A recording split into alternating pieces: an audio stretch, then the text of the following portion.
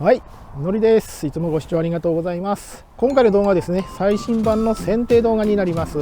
去年はですね、2月の20日から剪定を開始できたんですけど、今日はですね、今3月の1日ですね、10日ほど遅れてですね、ようやく剪定が開始できるような状態になりました。今年はですね、雪が多かったのでね、仕方がないという状態になっております。今回の動画はですね、長尺になりますので、この YouTube のですね、目次機能、チャプター機能を使ってですね、皆さんのですね、見たいところをご覧になっていただくようにしておきます。はい、こちらの方にですね、YouTube の見ていただきますと、この赤いバーが伸びると思うんですけども、そちらがこう細かく区切られていると思いますので、そちらをですね、見ていただけるような状態にしておきます。でそちらの方ので目次の方は動画の方の説明欄の方にも書いておきますし、最初のですねコメントの方にも私の方で記載しておきますので、そこをクリックしていただければその章に飛ぶような仕組みになっております。大きく分けてですね、今回は6つの章に分けます。まず1つ目、剪定で利用する道具の紹介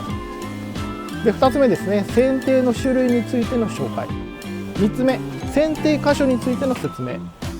で、4つ目はですね実演になります。で5つ目、枝の更新作業についてのお話で、最後に6つ目ですね、挿し木についてのお話となります。ではですね、早速1つ目の章、道具についてから説明をさせていただきたいと思います。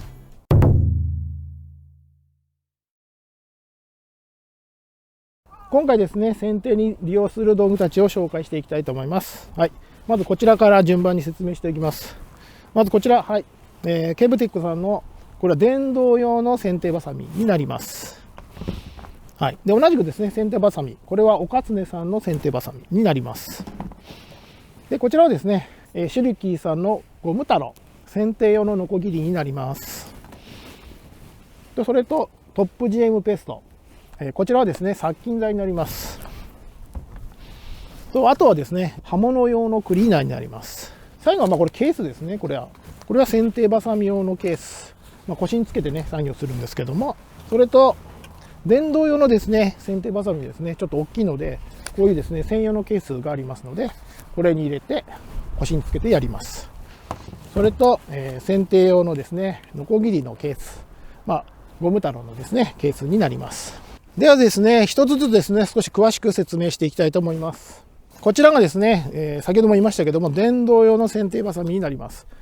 これはですね、昨年実はこのメーカーさん、これケブテックさんなんですけども、ご提供いただきまして、時期がちょっと遅かったので実は剪定に使ってないんですよ。今回初めて使うものになります。でこちらをですね、最大で 25mm まで剪定できる剪定用の電動バサミになります。でバッテリーがですねこういう形でついてまして、付属で2個ついてます。こちらケースになります。新しいのはね、色が赤らしいです今見るとね赤でした。付属品はこういう形で電池が2個ついてます。これ1個でですね、だいたい6000回切れるそうです。もしですね、充電が切れても2個ありますんで、十分ですね、対応できるかなと思ってます。で充電器もね、こういうのがついてて、2個ですね、同時にできるような形で、こう、挿していただくんですけども、2個同時に充電できるような状態になりますのでね、1日終わればね、2個とももしなくなっても、一度に充電ができる。そんな感じです。ここにね、充電のインジケーターついてます。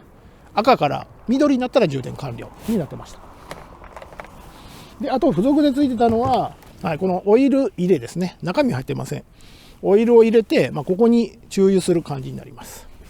あとはですね、この交換用の工具ですね。この刃ですね。刃もね、消耗品になりますので、交換するための工具がついてました。これが全部ですね。でちなみにバッテリーの残量はここで見れるような感じですね。電源を入れると、こういう感じで、今バッテリー見えますかね、2個緑色がついてますけど、満タンの状態です。で2回こうトリガー引くと開きます。これで今 25mm 開いてる状態になります。であとはもうこういうレスポンスです。ただやっぱ危ないので、切るときはですね、反対の手はですね、気をつけてですねカットしていただく感じがありますね。これだけレスポンス非常にいいです。で今ですねちょっと使ってるんですけど、すごくね楽に切れます。重さもね1キロないはずなんですよね。900グラムぐらいだったと思います。でここが重たいんでバランスもですね非常に良くてですね、非常にですね疲れにくいです。今 25mm ですけど、こういう形でこういうふうに今ピーって1回なると、さっきよりも、ね、少し小さくなってると思います。いわゆる剪定する、カットするですね、口の広さがですね、2段階に調整できます。また 25mm に戻したい場合は同じように長く。はい、そうしますと、また 25mm。で、閉じるときは、もっと長くこう閉じると。はい、こうすると閉じると。これでですね、片付けていただく。これでバッテリーを抜いていただいて片付けるという感じになります。ちなみに Amazon さんの方で1万4、5千円で売ってます。ちょっとお値段が変わったりしますけども、私のですね、この今動画の説明欄の方に割引のクーポンをいただいてますので、もしですね、ご興味のある方、ご購入を検討される方はぜひですね、そのクーポン券を利用していただければ Amazon で割引で購入することができますので、もしよかったら見てください。剪定バサミですね。はい、こういう形でですね、よく見ると思うんですけど、こちらはちなみにおかつねさんの剪定バサミで、これは 180mm ですね。私手が小さいんで 180mm がちょうどいいですね。手の大きさに合わせて 200mm までかな、210mm ぐらいまでですね、いくつかラインナップがありますので、ご興味のある方ですね、ホームセンター行くと2、3000円ぐらいで売ってます。刃は解いて油も刺してやる状態で、試し切りもしてみましたけど、ちゃんと切れるような状態になってましたので、これでもやっていただくことは可能です。家庭でね、やられる場合はね、量が少なければ、これでね、やっていただければ問題ないかと思います。はい、で、次、こちらはですね、シルキーさんのゴムボーイですね。これ長さはですね、240mm。目の方は細目になります。種類とすれば細目、粗目、あと剪定専用のっていうのもあります。はい、私は今、細目を今使ってます。で、こちらの方はですね、長さもね、いろいろありますけど、私は取り回ししやすいように短めの 240mm。多分これが一番短かったのじゃないかな。姉妹品として同じくシルキーのですね、ゴムボイスっていうのも出てます。折りたたみできるやつですね。シルキーさんのですね、この剪定用のノコギリはですね、非常にですね、業界では有名です。切れ味がすごくいいということでですね、ホームセンターなんか行くとよく売ってますのでね、はい、必要であれば皆さんもですね、ご購入していただければと思います。両方ともですね、買えばですね、あります。見ていただいた通り、ここですね、ドライバーでね、外すと刃だけ取れますので、私もですね、刃だけ毎年購入してます。で、それのこの専用のケースがこれ 240mm なんで、こういう感じですね。で、240mm 長いものを買うと、このケースの頭からこう刃が出るような感じになります。次にこのトップジン M ペースト。こちらの方はですね、剪定した箇所をですね、切った後ですね、剪定した箇所、切り口の方に塗布していく殺菌剤になります。これはですね、1キロ入りのものになります。うちの方ではこれを複数瓶。残り、新品の方は今年は残り2瓶、2キロ買ってますので、それだけあれば今年は足りるかなと。チューブタイプ、ちっちゃいですね、歯磨きのようなチューブタイプの方も販売しておりますので、量が少ない場合はですね、こんな1キロじゃなくてですね、そのチューブタイプの方で十分です。代用品として木工用ボンドを塗っていただくっていう手もありますけども、木工用ボンドの場合はですね、あくまでも切り口に蓋をするというだけで殺菌の効果はありませんので、可能ならばですね、やっぱり殺菌剤の効果があるトップ GM ペーストをお勧めします。ちょっと見えてると思うんですけど、色はオレンジ色になってます。で、これはわざと多分この色になってるんじゃないかなと思います。これ剪定した後にですね、実際にこう塗ってみればわかるんですけども、どこまで塗ったかっていうのは一目でわかります。パッと見た目でですね、あそこまで塗ってないんだなってことがわかるために、おそらくこのような色がついているのではないかなと私は思っています。はい。で、最後にこれ剪定の道具というか、刃物用のクリーナーですね。で、どうしてもですね、剪定をしていくと、イチジクに限らず他の木もそうですけど、こういう形でこう見えます。こう樹液と言いましょうか、汚れがつくんですね。で、これをつけていくとどんどん切れ味が悪くなりますので、これをですね、掃除する上で利用しているものになります。じゃあちょっとですね、どのぐらい落ちるかやってみましょう。これ少し汚れてますんで。はい、ちょっと今開きました。これだと危ないんで、この状態で一応電池を抜きます。そうするとね、動かないんで、で、こう汚れがついてますよね。で、これで、ちょっとオンにして、こう、プシュプシュっと。ちょっと置けばいいと思うんですけども、はい、今かけましたよね。で、こういう風になってますけど、これを、こうやって拭くと、ほら。ちょっとね、置いた方がいいと思うんですけど、今、つけてすぐに磨いてますけど、それでも、はい、こういう形で、綺麗に落ちます。剪定用のね、ノコギリもそうですけども、1日作業が終わりましたらこういうふうにしておかないとね、本当に次の日また使おうと思った時にもうなんですか、汚れがひどくてですね、やっぱり切れ味が落ちちゃうんですよ。ちょっともう一度つけてみますね。ちょっとこの辺頑固なんでね。ここちょっと黒くなってます。黒って汚れついてますけど、ああもう落ちますね。こういう感じで、ほら。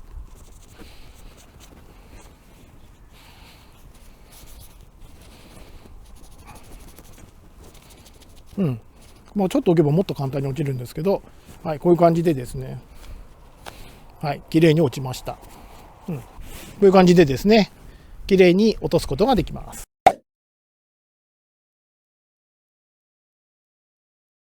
道具の方のですね、説明は以上です。今回ですね、使う道具についてはですね、同じくですね、動画の説明欄の方にですね、リンクを貼っておきますので、ご興味のある方はぜひご覧ください。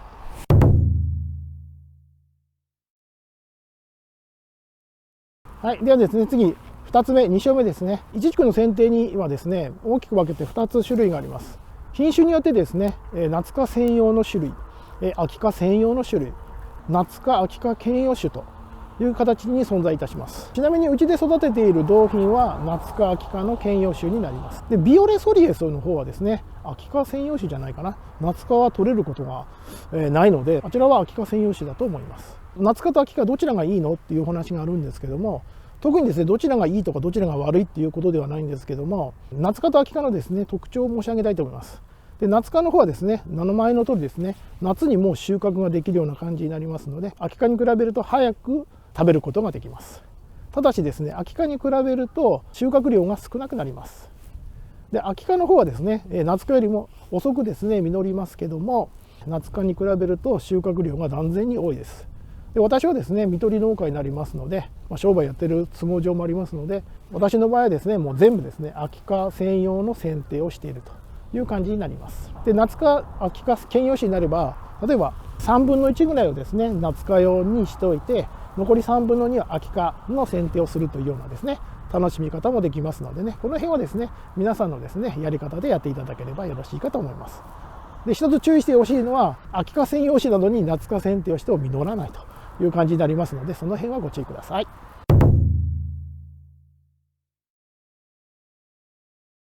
はい、ではですね、次3つ目ですね、剪定箇所について説明をいたします。こちらがですね、昨年伸びた新梢になります。これだけですね、1年間で伸びています。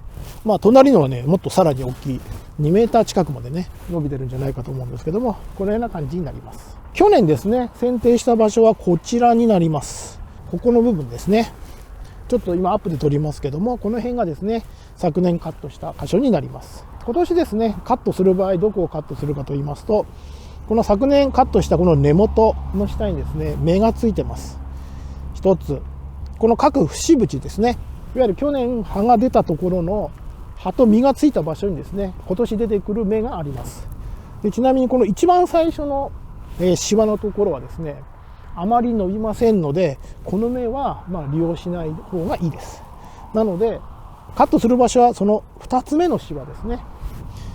この部分と3つ目のシワの間ですねを剪定していただく感じになります。で芽の方はですね、芽の箇所も確認していただいた方がいいと思います。農家の方で言われているのはですね、下芽、横芽、上芽という感じになります。はい、で下芽っていうのはこう枝が伸びている箇所に対して、この下から出ている下についている芽を下芽で、横芽はそのまま横ですね。で上芽っていうのは上の部分にですね、上部についている芽を上芽と言います。で基本ですね、下芽もしくは横芽を生かして剪定をするっていうのがセオリーというふうに言われてます。ただしですね、木の勢いが弱いとか、もっとですね枝を伸ばしたいといった場合は、上芽を残すような剪定をしていただければ結構です。なので自分がですね残したい芽がどこにあるかっていうのを確認していただいて、その芽がない、この、2個目ですねにないとした場合は、もう1個伸ばして上の芽をですね生かすような形で節をちょっと長くしてカットするというふうにしていただければ結構です。でただしですね、あまり、例えばこれですと1個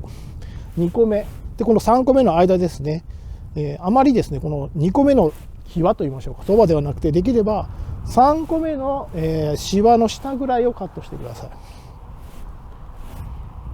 それをすると何がいいのかというと、そこから新しい芽がですね、こちらですと5月ぐらいになると芽が出てくるんですけども、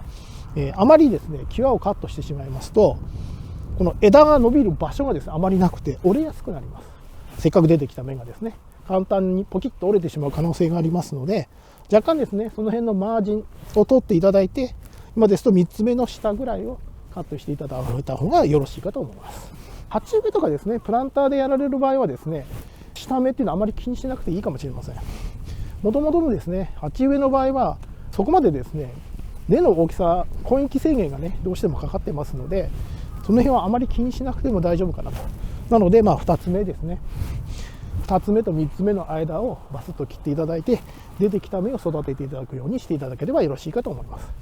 ただしですね、どうしても鉢植えプランターの場合はですね、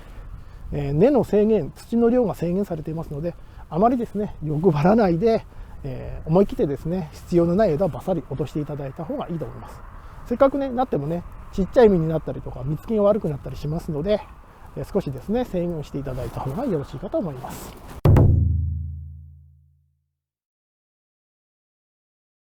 はい、ではですね4つ目ですね、剪定の実演をしていきます。はい、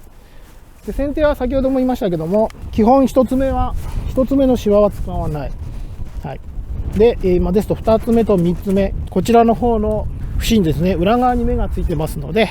この下芽を生かして剪定をしていきたいので、ここですね、この3つ目のシワの下ぐらいをめかけて剪定をしていきます。はい、今回はですねこの電動の剪定バサミで、ここでこの辺りですねを、はい、こういう形で剪定をしていただければ結構です。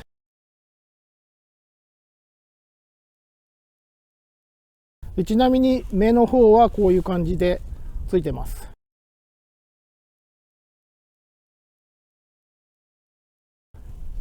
これがね昨年ついた葉で、これが根元にあった、これが実際ここに実があったんですけどね、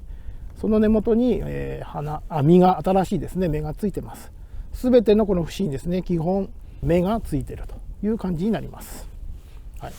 で上芽を残す場合、畑の場合私も上芽残すんですけど、このようにですねちょっとですね去年これだけしか俺伸びてないんですよね。でこういうのはちょっと勢いでですねもう少し伸ばしたいんで、これは上芽をですね生かすような剪定をしたいと思います。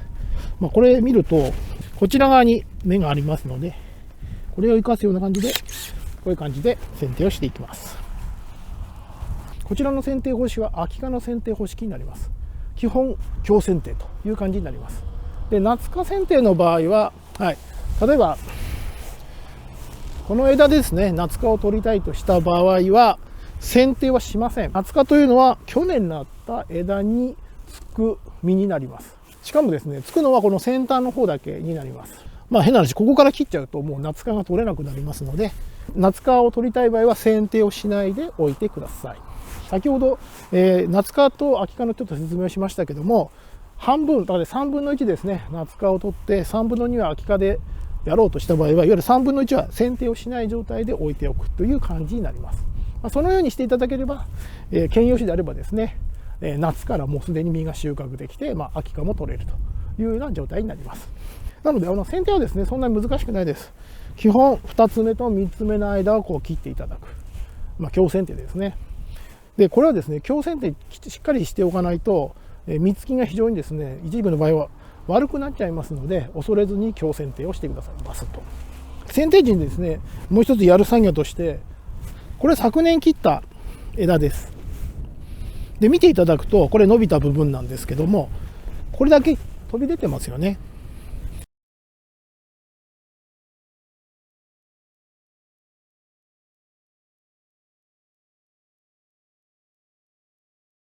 これっていうのはですねどうしてもですねここから腐っていく可能性がありますので、ここもカットした方がいいです。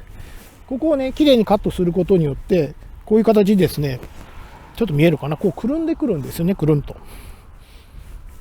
イチジクの木自体が自分でこうくるんとくるみ出すんですよ。この作業もやっていただいても結構です。人によってね夏にやったりもするんですけど、うちは春にまとめて行ってます。なのでここもカットしていきます。こういう形ではい、こういう形でね、切っていけば OK ですね。あまりね、大きくてカットできない場合は、この剪定用のノコギリでカットしていくような感じですね。やっぱりね、これだけ大きくなると、剪定用の通常のこのハサミですね、でカットするのは非常に辛いです。今年はね、これがあるんで、これでも全然平気でカットできましたね。今の通りですね、綺麗にカットができます。ここにもね、この飛び出てるとこあるんでカットしていきますけど、はい、こういう感じで。このぐらいの太さでもね、25ミリなんでカットできますね。はい、次にですね、この枝の間隔ですね、どのぐらいがいいか。これ今ちょっと測っていますけども、こちらで50センチ。ここはちょっと近いかな。ここで40センチ。ここも同じぐらいでしょう。ここで40センチという感じになってますけども、どうしてもですね、こう出てきた枝に対して刃がこう、ジーグの場合は結構ね、刃が大きいんで、隣とですね、当たるぐらいになっちゃいますので、ここの間隔はできれば5、60センチあった方がいいかと私は思ってます。やはりですね、そのぐらいあると風通しも良くなりますし、日当たりも良くなります。風通しが悪くなると病気になりやすくなります。なので、できるだけ離した方がいいです。できるだけっていうか、だいたい5、60センチですね、離していただいた方がよろしいかと思います。で、こちらの方はですね、剪定するときにですね、このぐらいがいいのかなと思ってですね、やってみてもですね、実際にこう刃ができてきたときにですね、やっぱりちょっと狭いかなと思ったときはですね、その時にもう切ってしまえば大丈夫です。絶対にですね、この時期じゃないと枝はカットしてはいけないということはありませんので、必要な時にですね、自分でここはちょっと混んでるなと、狭いな、風通しが良くないなと思った場合は、気づいた時でカットしていただければ大丈夫です。次にですね、剪定が終わりましたら、はい、こちらのですね、トップ GM ペースト、殺菌剤をですね、切り口に塗布していきます。はい、中身はですね、このようなオレンジ色のですね、半練り状、ボンドみたいなという感じになってます。はい、こちらをですね、この波形につけて、オレンジ色ですね、この切り口にこう塗布していく。ちょっとね、今は実演でやってますけども、私もですね、ある程度、1列とかね、終わらせてからまとめて塗るような感じにしてます。これを塗ることによって、この切り口からですね、雑菌が入ることを抑えて、消毒、殺菌をするという役目になります。で、先ほども言いましたけども、これは1キロですけども、ちっちゃいですね、チューブタイプのものを持ってますので、できれば1つですね、そんなに高いものじゃないです。確か1000円しないぐらいのお値段だったと思いますので、1つあればよろしいかと思います。木工ボンドでですね、代用品としてやっていただくこともできますが、そちらは殺菌作用がありませんのでね。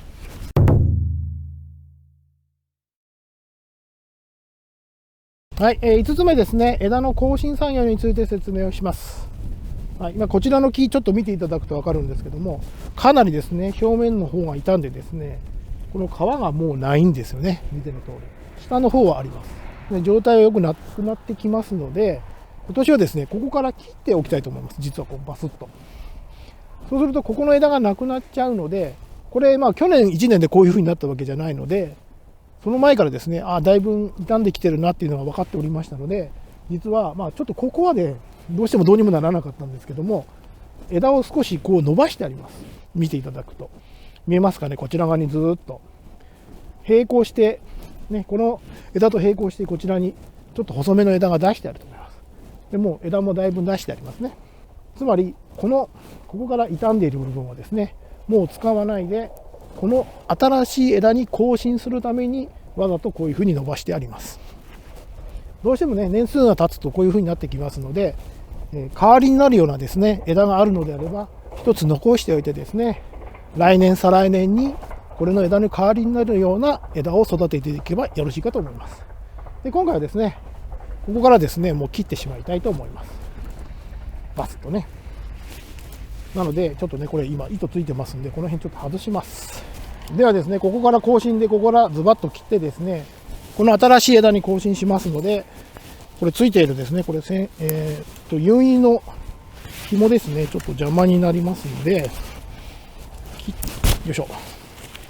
誘引の紐を外して、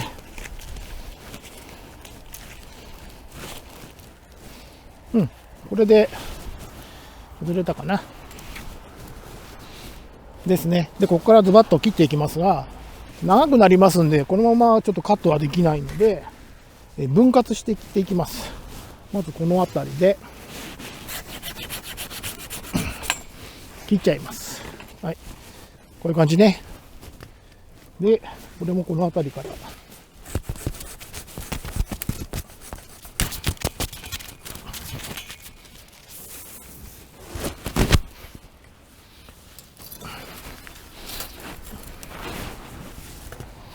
このまま切るか。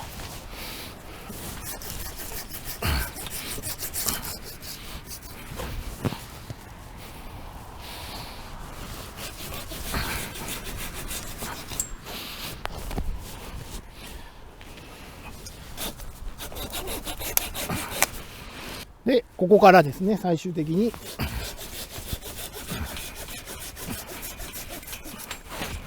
いしょ。こういう感じでね、今4分割ぐらいで切りました。かなりね、こう表面が見ての通りですね、浮かんでます。裏はこんな感じなんですね。裏は全然平気なんですよ。まあどうしてもですね、これ、イチジクの木をですね、こ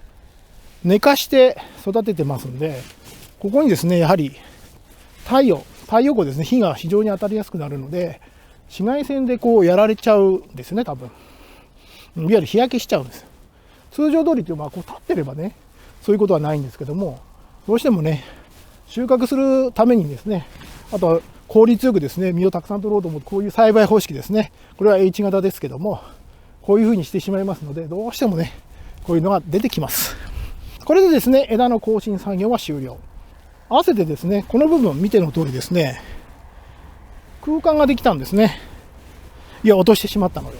ここまであったのが。なので、今度は枝をですね、伸ばす作業としまして、こちらの方のですね、枝、他のはですね、剪定してしまうんですけども、これは基本的に剪定はしません。こういう形で寝かします。こういう形でですね、剪定をしないで、こういう風に寝かせます。そうすると、これね、去年伸びた枝ですけども、ここからですね、新たな枝がですね、新たな芽がいっぱい出てくるので、そこでですね、必要な、まあ、この感覚ですと、まあ、2本か3本ですね、生かして、ここから出てくる枝ですね、新しい枝から実を収穫するということができます。なので、これは剪定しません。まあ、剪定するのはこの頭だけです、チョキンと。で、ちょっとやってみましょう。剪定するのはこの頭だけです。はい。で、剪定をしてですね、これ寝かせないといけないんで、これ結構柔らかいんでこのまま OK なので、この辺でですね、こう、固定すると。ある程度ね。このぐらいでいいですかね。これ枝が太くなるとね、こういう寝かせる作業もですね、いきなりやってしまうと、硬くてですね、根元からですね、裂けてしまうことがありますので、その場合は、一度に曲げるのではなくて、例えばこのような形で少しですね、余裕を持って曲げていただいて固定をする。で、徐々にこう寝かしていくような感じですね。まあ、今回は柔らかいんでこのまま1回でいけますので、このまま1回で固定します。こんな感じですかね。はい、このような感じになります。これでですね、枝の更新と、まあ、枝のですね、伸ばすため。で、これはですね、まあ、今回もうここから先ないんですけども、隣との空間がありますよといった時にも有効な方法になります。はい、伸ばしたいという形のところは先端だけカットして、こう倒して固定をしていく。で、うちはね、この棚があるんで棚に縛ってますけども、そういう棚がなくて、例えば廃場でやられている場合、寝かす場合はですね、同じように紐で固定はするんですけども、まあ、イメージ的に言いますと、紐で固定をして、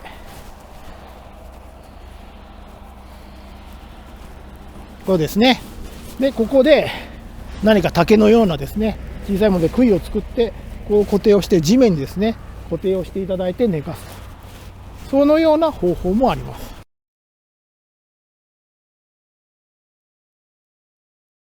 これでね、枝の更新作業、あと伸ばすためのですね、剪定作業は以上ですね。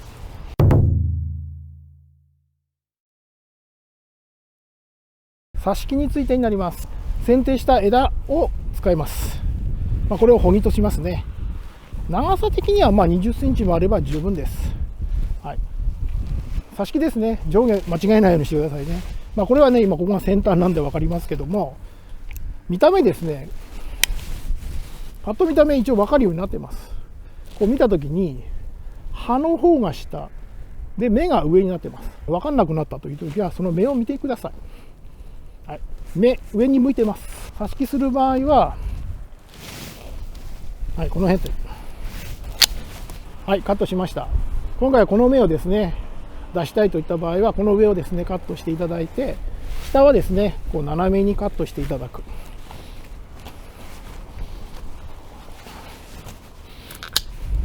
で、斜めにカットしていただいてもいいですし、あとはですね、これカッターで、いわゆるですね、水を吸い上げる面積を増やしたいので、少しですね、こういうふうに、はい、こういう形で削いでいただいてもいいです。削いだ方がいいのかもしれませんね。で、あとはですね、これを出そうと思いますので、それ以外の目ですね、こういう、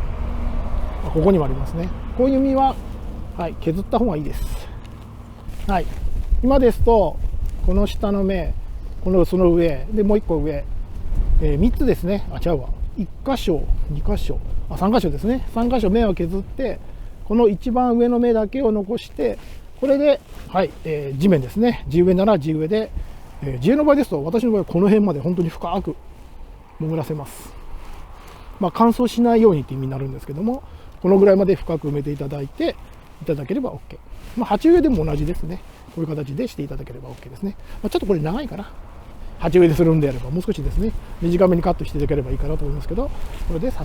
していただければ OK です。詳しいですね、挿し木の方の説明の方はですね、昨年ですね、もうすでに動画化しておりますので、気になる方はですね、ぜひですね、はい、こちらの方にですね、説明欄の方にリンクを貼っていきますので、そちらをご覧いただければよろしいかと思います。で、今回はですね、イチジクの剪定について説明をさせていただきました。一番最初にですね、行う作業なんですけども、これをですね、しっかりすることによって、イチジクのですね、栽培、実つきにですね、影響しますので、非常にですね、大切な作業となります。これで今シーズンもですね、作業を開始いたしましたので、作業の方の詳しい動画はまたこちらの方のチャンネルで紹介させていただきますし、サブチャンネルですね、こちらの方の動画の方もですね、簡単なもの、メインチャンネルで紹介しないようなものを投稿していこうかと思いますので、また皆さんご視聴のほどよろしくお願いいたします。で、私の方のチャンネルではですね、このようにイチジク栽培に関するヒントになる動画をですね、たくさんアップしております。ご興味のある方はですね、気になる方いらっしゃいましたら、ぜひチャンネル登録、通知ボタンをですね、オンにしていただいて待っていただければ嬉しいです。はい、今回の動画はですね、以上になります。次回の動画でお会いいたしましょう。